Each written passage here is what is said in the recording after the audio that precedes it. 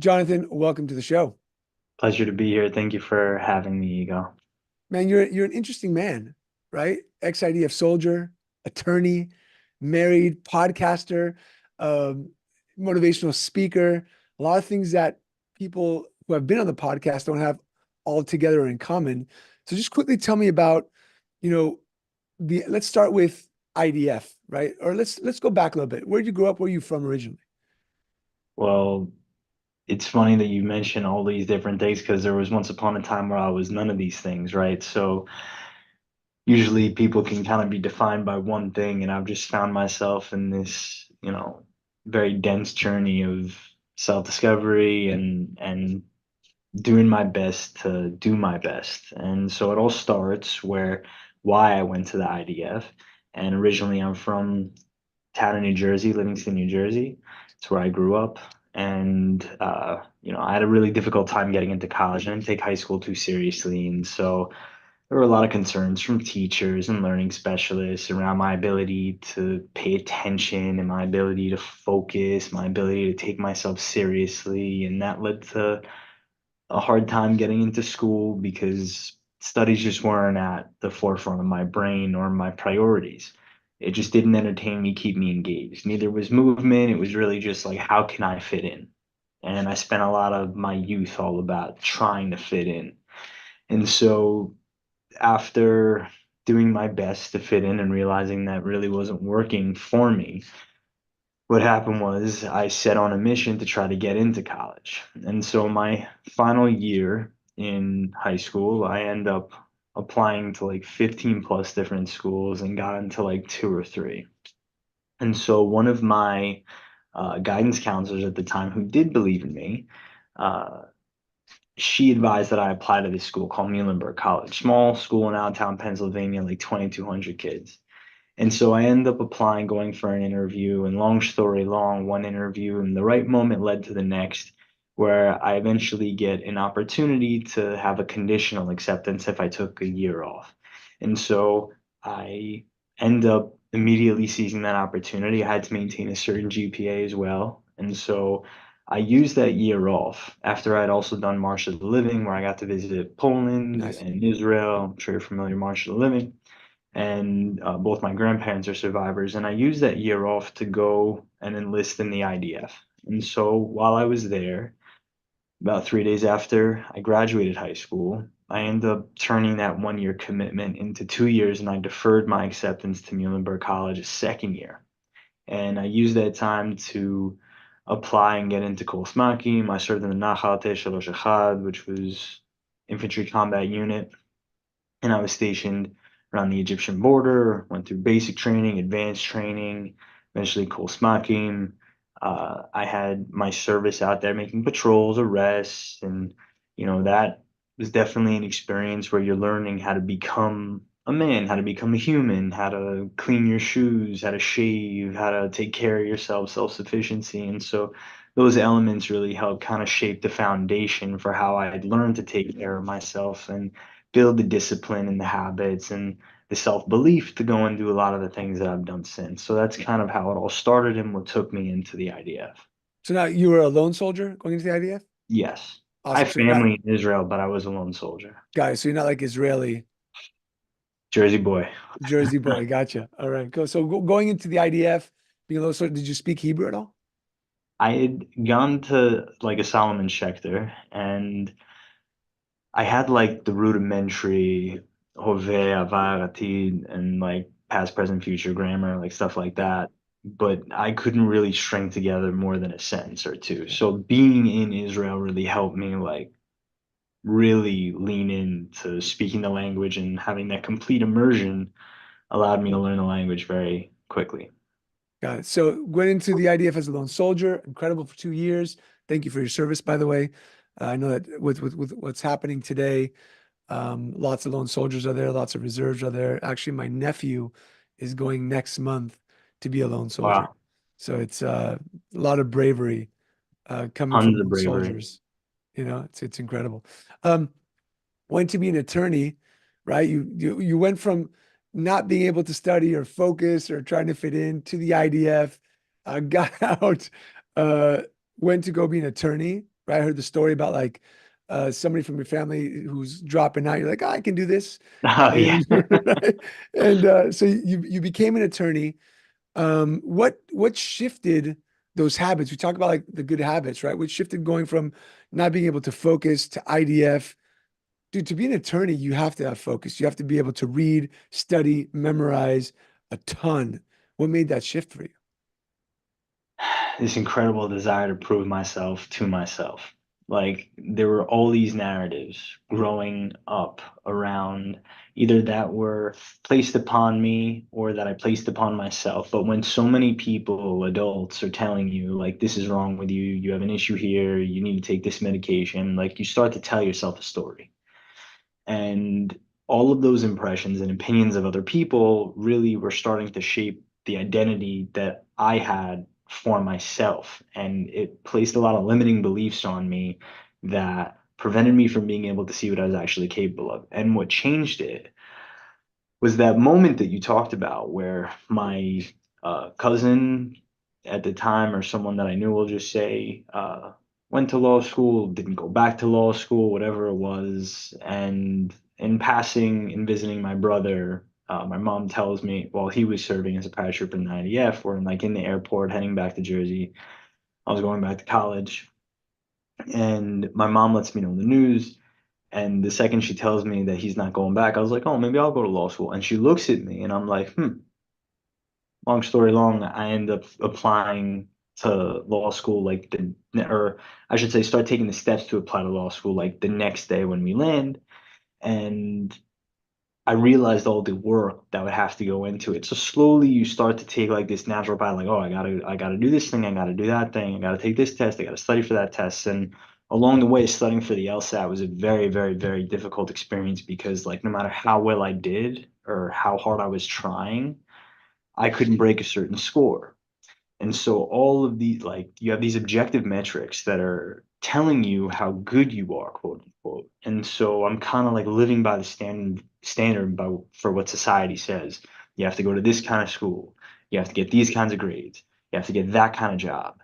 And so it really put these unnecessary pressures and impressions on me as to what success really looked like. Even though we hear all these crazy, wonderful stories about people that fail out of school or don't go to college and they become these incredible, successful entrepreneurs, that's not where I really leaned into my focus. So what the change really became was about overcoming that sense of self and establishing a new identity for myself where I could start to believe that I was capable of doing things. And the military really helped with that because it became this platform for me to see what I was capable of doing when I had no sleep, to see what I could do when I couldn't speak the language, to see what I could do when someone would make a sarcastic comment or a rude joke and I'd stand up for myself. It started to cultivate a relationship within myself that I had to really learn how to count on me.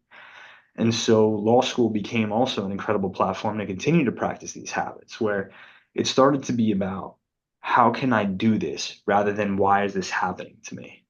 And so I started to try to solve problems rather than relish in the fact that there was a problem. And once I became more solution oriented, not just as a man, oh, I have to fix every single problem that comes my way, and that's probably something we could touch on down the line. It really was a matter of how can I shape my self perception? How can I start to look at myself? And obviously, the thoughts weren't that deep at the time. Now, when I reflect on it, I can speak to it in a much more articulate manner. But at the time, it was really just like, how can I do this? I want to do this. I know I can do this. Let's figure out how to do this. I really want to do this, you know? So it really was just a lot of, blind naivete combined with having a clear direction, cultivated with a sense of ambition and this insatiable desire to prove myself to myself that I am who I say. Love that, man. I want to go back to your Solomon Schechter days real quick. It's a day school, I'm guessing, in Jersey, right? Yeah. Yeah. Awesome. I went to a Hebrew day school as well here in San Diego, and you kept talking about like not fitting in, not fitting in. You know, for people who are not watching this, Jonathan, you're a good looking guy, man. Like what about what happened that you weren't fitting in? What was going on? When I was growing up, I walked into the Hebrew day school. I had long hair. I loved to sing, and I was music, and they're like, you look like a girl, cut your hair. So I like shaved it off and they were angry. So, but then I won like the Talmud Award. It was just very confusing internally that I grew up in this day school where I wanted to connect, but I wasn't connected. And so I kind of hear what you're saying. Tell me about your experience when you said like I was trying to fit in so hard. What was going on? Internally, I think it was probably something along the lines of I didn't feel enough for myself and I gave everyone a lot of power over me. And that's not a reflection of, my upbringing. My parents are very loving parents. They were always putting me in a position to succeed. They still do things to put me in positions to succeed. It was really just a self-image thing Mm, where I valued the opinions of others. And I think also going to a smaller school at the time where there were like 13 kids in my middle school, there wasn't enough probably real exposure into what a social environment is like. And so that isolation, I think, cultivated a sense of, I guess, how do I say this gently? Like, you don't know any better, right? Like, you only know what you kind of know, and you can kind of get away with like saying anything, doing anything. And so when you carry that over to a much larger dynamic, you start to learn the consequences of not telling the truth, the consequences of making bad decisions, the consequences of not taking school seriously. And so all of these things led to a lot of compensatory behaviors that I think I tried to outweigh mm, by saying things and doing things. So it was always really a matter of valuing other people's opinions more than I valued my own because I either didn't know enough or I wasn't self-aware enough. And all of these instances kind of continued throughout high school up until uh, I finally decided to take my studies seriously and focus on the opinion that mattered most, which was the regard that I could hold myself in. I think that still happens today to men in the community, right? Like they care about what other people think. They don't take on what they're really passionate about. They're trying to up level or do what they think the community wants them to be able to fit in. I think that still happens. It's not just like in the day school area, but even today, like in the community that I'm in, you have a lot of people who spend more than they should, buy cars that they can't afford, are doing things that they can't do just to show that they fit in to the Jewish community. And I think that's to a detriment of of the guys who do that because, like you said, you kind of lose yourself in that, and you're doing things for other people as opposed to you. Well said. I mean, I feel the exact same way. I study this densely. When you look at, you know, a Bernie Madoff or you look at any kind of white collar crime, it becomes this sense of entitlement and this sense of like, oh, I'm doing it for the other people in my life, but really you're just kind of doing it for yourself. And what are you doing with that money the whole time? When you're just trying to impress other people, you're not really doing it for any other reason. And so that becomes extremely selfish because of the things that you do along the way. Like you're not giving your money away to charity. You're investing it in parties or material things. And, it's easy for a couple white Jewish guys to talk about this over the camera, but like I've been there and I'm sure you've been there, right? Like I'm been in the situation where like I was a criminal prosecutor for 3 years in Bronx County. And like that place, as much as it holds a special place in my heart, is a very, very dark place. Mm. And when you see that side of humanity, when you like real time, when you're 3 feet away from someone who's accused of murder and like you've seen the blood on the murder weapon, or you meet the woman who was stabbed in the neck and like watch the video and you're prosecuting that case, like it becomes a much different animal. Life starts to hit real fast in those situations where like the responsibility is on you and this isn't about you anymore. This is about a much grander mission. And so, like, when you shift the focus away from those material things and start to focus on the things that truly matter, the opinion that you have of yourself, like really learning to love yourself for who you are, your faults, your strengths, your weaknesses, your ability to respond to situations becomes much more impactful and effective rather than like just trying to appease other people, you know? So that's you hit it spot on. Love that, man. And this is a perfect segue to what we were talking about in the pre-show, which was habits, like creating great habits so that you don't go down that dark place. I believe that, I interviewed Jocko Willink, not on this podcast, and he said, Wow. discipline equals freedom, right? And he's all about discipline. I think Judaism has a lot of that disciplinary, like wake up, netilat yadayim, wash your hands, put on tefillin, like it's all disciplinary. And sometimes we push back on that so much. But then you brought up the fact that you're training for 1,000 pull-ups or 1,000 push-ups. I don't remember which one it was, or both. I Uh, did. what was that? I already did those. Oh, I you did. did those. Yeah. And Yeah. then 58, 58 58 miles. miles, Yeah. 58 miles. You've read 100, books. It's like there has to be this habit forming thing that happens so that you can stay out of that dark place, so you can give back to that greater mission and still be in harmony. You're married, correct? Hmm. How long has it been since you've been married? October 22. You better October know this, bro. 22. I always think it's 22, 20. I'm like 23 was too soon and we have a 10-month-old, so It'll be 1 year. we're over a year. It was a year in October 23. Gotcha. Okay, got it. So, keeping those habits as a lawyer, do they come from the IDF? Is that where like you're like, oh, like soldier, there's habits, like you got to do things a certain way? Did it start there, or where did this this goal of establishing good habits to be able to be successful in life come from? When it comes to habits in general, I think it's important to know that they're always evolving and they should evolve. The adaptability of your routines, rituals, those things shift and grow and improve as you start to become more self-aware in terms of what helps you be the most optimal. There's this whole school of thought around like, oh, the perfect morning routine and like 15 different things, meditate, journal, da, da, da, da, right? And then there's the actual effective morning routine of like wake up and like get to the laptop, right? But it depends on who you are, what season of life you're in. So what really kind of started it was understanding who I wanted to be. Mm, And I remember when I came back from the military, I got the chance to work for the New Jersey Nets as an intern. And at the time, now the Brooklyn Nets. And I got to travel to China with the CEO of the team who was pitching the idea of Brooklyn with his like right hand guy. And this was before they moved to Brooklyn. They had a Chinese player at the time, Yijian Lian. My job was to carry the jersey. So it was the three of us and a liaison that were out there. And I remember walking into the gym the first day of the trip at like 6 a.m.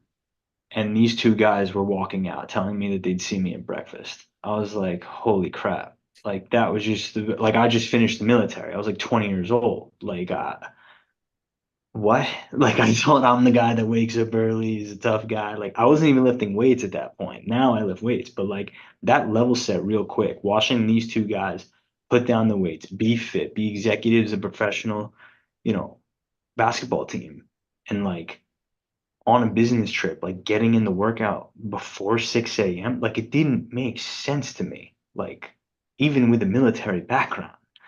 So I had a clear vision of what the end goal would look like. Someone who's at a certain tier, what are they doing? You come down to breakfast at like 7 a.m. These guys are in full suit and tie, like ready to conquer the day, like already had their breakfast and like, that image is clear in my mind. So that was the start of it, understanding what the end goal for what I wanted to do actually looked like. And so that became a journey of how do I get there? Even with military experience, even with incredible ambition, waking up at 6 a.m. is hard. Now I could wake up at 4 and it's not a big deal, but like it took years to get to this place, and it took thousands of reps and gym sessions and going to sleep at the right time, all these things to learn like, well, where am I actually trying to go with this thing? Because in law school, it's not conducive to wake up at 4 a.m. In business school, it's not conducive, but there were certain things that I had to do. So with each session of life, with each season of life, it's evolved. In law school, I could, go to the 7 a.m. CrossFit class I was taking and still make it to my 8:30 a.m. class and have a full day ahead of me. I didn't have to wake up at 4. Through business school, I was working full time and I was going to school at night. So I had to wake up early, get in my session, make it to the office, and then take the subway down, go to class at night for another 3 hours. And then all of these different things required me to move better, eat better, make stronger decisions that would create more energy and give me more clarity around the things that I wanted to do. So a lot of it was out of necessity, needing more energy, needing more time. You slowly put away the alcohol because you could realize that you could perform better without it. You slowly Mm. stop smoking weed because you realize you can perform better without it. You slowly start doing these things and learn to have grace with yourself along the way because you're not leaning into all of the pressures, right? What other people think of you, and you start to focus more on the things that help fill your cup, feed your energy, and help you perform at a high level. And so now my routine is more rooted in all of the iterations of what didn't work, right? Like journaling for 5 hours a day doesn't, or like an hour in the morning doesn't work for me. It just Yeah. doesn't. I have too much to do. I have Yeah. emails to go through. I have certain things, like I have training to get done. I got a baby at home. I got to what? Like there's all these things that I got to focus on. So I really try to start my day by not looking at my phone. I'm very big on that. The first 30 minutes, I don't touch my phone, natural light. I'm up 5 a.m. I make sure kiss my wife, kiss my baby. I wrap tefillin, to make sure I get that in. I read for maybe like 10, 15 minutes. And then usually it's a book, I'm interviewing or a topic that I really care about. I try to read a book. I try to read the book of every single author or entrepreneur that I interview. Nice. And that really helps, with the questions and being prepared, even if I don't have the questions. And after that, I'll go through a couple emails and then I'll get ready to run, lift, come back, start my day. Yeah. But that came with time. It came with time, iteration, and also having a clear understanding of what it looked like that I personally wanted and what I saw and defined as success. Someone who's fit, able, has clear mental focus, dressed, groomed, and has a clear leader like persona and charisma that could establish himself as a force throughout the day. Love it, man. You said clear vision. And I think it's one thing that a lot of times as Jewish men, we don't have. A lot of times it's like, work, work and be successful. But we lose the vision of who we want to be, not as a father, not as a husband, but just as a man. And what you said right now is, you listed out exactly what you wanted to be. And then with that, you're like, okay, these are the habits. This is what I need to do to become this, to work towards this, right? Work out, wake up at 5, wrap the fill in, not touch your phone. Like you've created your own more like I watch these morning routines sometimes and they're like, cold plunge and then journal for an hour. I'm like, I've got 3 girls who are awake at like 5:30 in the Uh-huh. morning, jumping all over me because they're hungry. Like that's not happening, brother. So, and like you said, waking up at 4 a.m. isn't conducive either.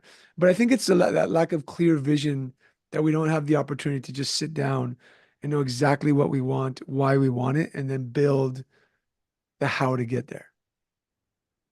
That's exactly it. I think lack of vision is what most people struggle with. Like even when I picture my perfect day or like my perfect day in the future, I'll be able to get through the morning and I struggle with what the afternoon looks like. Mhm. And then, I with the evening, it's like, oh yeah, I kind of have more clarity around that. But it's difficult to picture what your perfect life looks like. And if you can't picture it, you don't know what you're aiming towards. And ambition without direction is nothing. So you have to have clear direction towards the thing that you want in order to achieve the outcome you're seeking. So most people, if you don't have that direction, that vision, and you're wondering why you're stagnant, well, you could be running in place for a long time and that'll build your energy, pardon me, that'll build your engine for once you have that clarity and direction.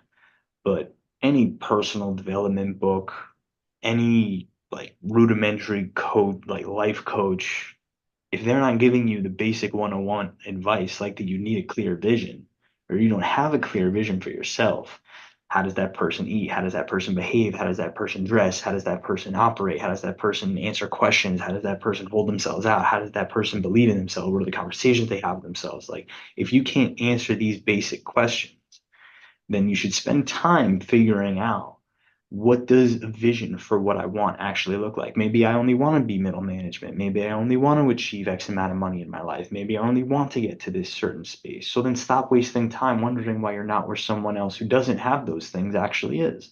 Start to aim towards that. And once you achieve it, see if you want more. But like, it's important to have clarity, because without clarity and a clear vision, no, you're not going to get where you want to be. How does somebody who's listening to this start the journey to clear vision? Is it just sitting down, meditating, writing down what they want? What's like step one, in your opinion, to getting that clear vision? Because I wrote down, brother, I wrote down like clear vision, clear habits, clear success. Like once you have the clear vision, you set those clear habits, and there's clarity in having the success, whatever that success looks like. I'm not just talking monetarily, but where do they start? Self awareness is number one. You need self-awareness. You need to understand. I mean, for example, like maybe there's a food that makes your stomach upset. There's foods that make my stomach upset, We're Jewish. or Thanks. allergies that I have. No, right? So it's just inevitable. Like, if you know that that food will make you feel bad, you're not going to eat it, right? You'll deliberately avoid that. Now, what are all the other things that metaphorically the food represents that are also present in your life that give you an upset stomach? Mm. So having awareness around the different things that cause you to be distracted or frustrated or stagnant, like that's honestly where it starts. It starts with self-awareness is the foundation for everything. When you have self-awareness and understand that it's an evolving thing, because you can have an extreme amount of self-awareness and still be wrong when you argue with a friend or a partner or a wife or a parent or a sibling. You can still very much be wrong and have a growth mindset. You can still very much be wrong and have like complete clarity over who you are and self-awareness, but you have to have enough self-awareness to understand when you are wrong. So all of this on the path to becoming whoever it is that, the person on the other side of the headphones is, all of this starts with understanding who you are at your core. And self awareness starts with understanding your values. What are your values? Mind, integrity, control, health, finances. These are things that family, these are things that curiosity, these are things that I stand for. These are things that at my core matter to me. So, me understanding this about myself, if I have a difficult time making a decision, for example, I have to ask myself what my values are. And if I'm operating within those values, then it should be easy for me to make that decision. And if I can't make that decision, it's because I'm not thinking about what I'm standing for in the particular moment of indecision. So if you don't have clarity around who you are, it starts with asking, well, what do you stand for? Right? Like, what do you want to stand for? And then you start to take steps to behave. It has to be action oriented, right? With clarity, you take action. You start to take steps towards living into those behaviors based on those values. So you have to have values, and then you have to set standards for yourself within that. And you have to take action once you've established the values and standards that you have for yourself. And that all at a rudimentary level starts with the vision, right? You have to visualize who you want to be. And then that starts with us understanding your values, understanding what you truly want to stand for, the threshold, the standard that you're going to hold yourself to within those values. Oh, I'm someone who values health. I'm someone who wants to wake up at 5 a.m. and I want to train. That is someone who's operating from a place of, okay, I see myself training at 5 a.m., taking care of my health, being strong, muscular, fit, able, and someone that my family can rely on to carry the groceries or the Yeah. suitcases or my babies, like God willing, as they continue to grow and come. Like those are the values that I stand for, right? And the standard that I have is a 5 a.m. wake up. It's a certain amount of pull-ups or push-ups or distance that I can run in order to maintain this value of health that I have. So visualize, values, and standards. And all of that is rooted in self awareness. Love that, man. I think that a lot of times as men, we don't take the opportunity just to sit by ourselves and gain that self-awareness. we add on so much noise out of fear of what that would look like. And so that we don't have that clarity of the vision of who we are. But I couldn't agree with you more, man. It's about sitting down, writing out what our values are, what we want. Well said. I totally agree. What do you think? Just to throw like a wrench in the wheel, when you look at the community, when you look at Jewish men, what do you think is stopping them from getting that self-awareness and that clear vision? It's a good question. I think I think we tend to take on the trauma of our ancestors to a Mm, degree, right? And that's placed upon us that we have to behave a certain way, mm, we have to eat a certain way, that we have to operate a certain way. And I think that when we lean in too much to the perceptions of what should work or what used to work, we're not able to focus on the actions that help us build a better quality of life and maintain certain standards within our life that help us become meaningful, contributing members of society. And I think that's because as much as we rely on the Ten Commandments, at their core, they're beautiful statements that, I stand by every single one of them, obviously, as a Jewish man and just as a good human being. I think that when we rely too much on antiquated methodologies and don't allow ourselves to adapt as necessary, that it puts a hindrance in our ability to maximize our output because mm. we're not fully invested in becoming the best version of who we can be. We're invested in what we were brought up to believe is what's best for us, what we learned in Jewish day school. From my, all due respect to all the teachers I ever had, they didn't have mindsets and bodies that I personally want. Yeah, So why would I listen to their advice on how to eat and take care of myself? I wouldn't. yeah. I think now the inverse, they'd be listening to me. And that's not a knock because without them being concerned for my future, I wouldn't be here to offer that advice. So I think that what's holding people back is the wrong inputs in terms of what's actually going to help them maximize their lifestyle and still finding ways to. I mean, I just interviewed Natan Levy, Israeli UFC fighter. I Mm. interviewed Ryan Terrell, Orthodox Jewish basketball player. Both of these guys are super fit, super healthy, and attribute their love and loyalty for Israel and Judaism as key pillars in their ability to maintain a healthy and high quality of life. One's fighting in the UFC, one's on a path to the NBA. Like, it's very, Totally very, different. and Ryan in particular, he attributes his faith as a medium to practice discipline. And so without Judaism, he wouldn't be as disciplined as he is. So I think the wrench is really a matter of leaning too much on antiquated methodologies and giving the wrong people power and credit over what actually is effective and works and being willing to adapt to a new time and therefore become more meaningful, able, effective contributing members of society.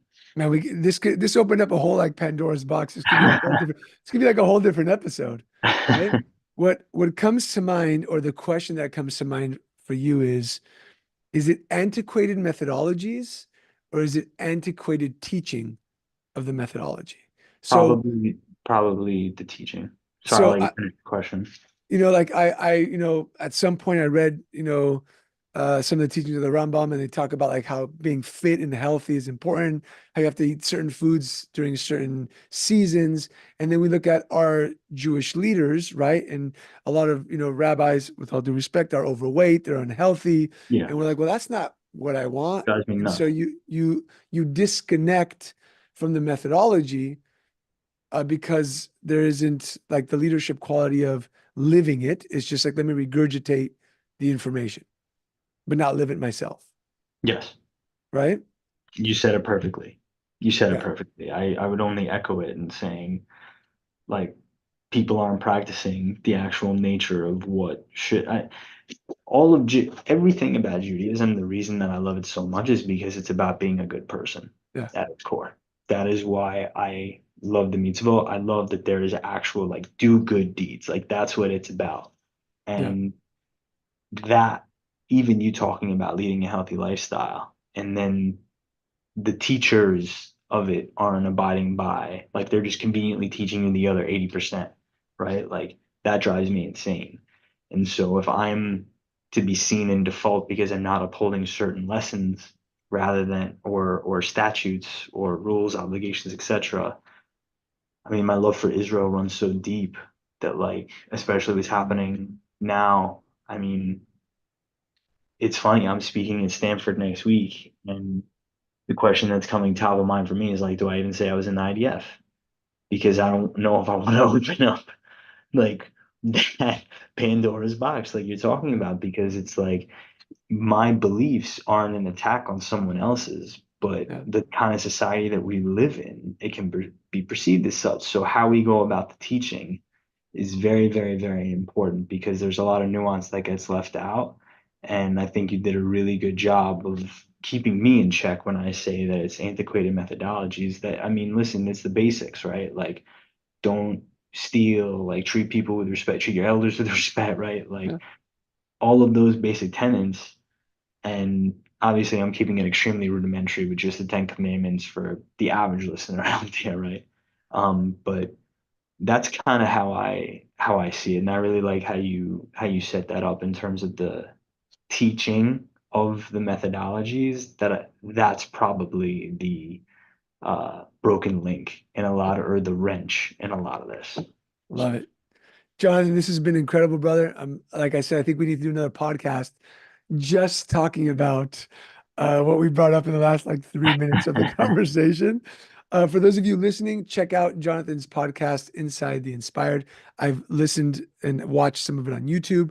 You have some incredible guests, by the way. I have to find out how you get these amazing guests on, and listen to what you talk about and how you interview them. And it's a great show. So continued success on that. Thank you for coming in and adding value to the Jewish men here on Tribesmen. And as I always say, may God grant you strength and courage. Chazak ve'ematz.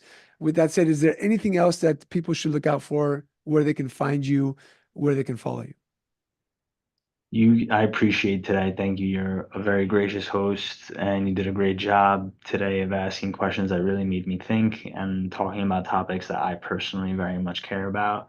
You can follow the podcast Inside the Inspired through my Instagram at Jonathan Z. Cohen, or on YouTube Inside the Inspired with Jonathan Z. Cohen. I have more awesome episodes coming out where just stay tuned. And then in September, I'm running 58 miles for the Friendship Circle on September 7th. The goal is to raise $10,000, and I've definitely raised more than that in the past, but could really use your help.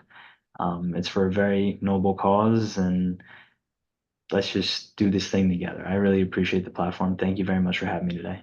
My pleasure. What we'll do is send me the link, Jonathan, where people can donate. We'll put it in the show notes. And then if you can quickly tell people what the Friendship Circle is and does, because I've seen it firsthand in San Diego, but give them a 30 a minute about what the Friendship Circle is. Friendship Circle is an organization that helps children suffering from special needs learn real life skills. And so that organization is just one that's taken the whole nation by storm. And they work, you don't have to be Jewish in order to volunteer. It's just one organization that really is focused on a mission. It's an organization that I personally worked with when I was even like 17, 18 years old, that always kept things in perspective, because you understand that these people that most would qualify as special needs, like, are special because they're so able and so Mhm. willing and so happy and so beautiful in how they go about integrating themselves into society. And so this organization does an incredible job of bringing volunteers together with the children and really focused on that societal integration that's so important, teaching kids how to bank, how to get their nails done, how to go to the grocery, like basic things that you and I may take for granted. And well, I'll just speak for myself. And I do my best not to take anything for granted, but it's an organization like the Friendship Circle that always helps keep my life perspective in perspective. So that's a bit about the Friendship Circle. It's a beautiful organization, and I hope you can donate to the link that Igal is going to share in the show notes. Awesome. Jonathan, thank you so much. Have an incredible day. And for everybody listening, stay tuned for the next episode of the Tribesmen Podcast.